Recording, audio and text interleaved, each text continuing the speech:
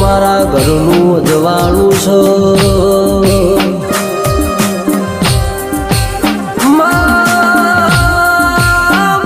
જેને મજૂરી ખાતર મલખ મેલ્યો હોય એ જેને ઘરની જવાબદારી ખાતર ભણતર મેલ્યું હોય એ જેનું ખોવાઈ ગયું હોય ન તારા સિવાય બીજું ખોળનાર મળણીમાં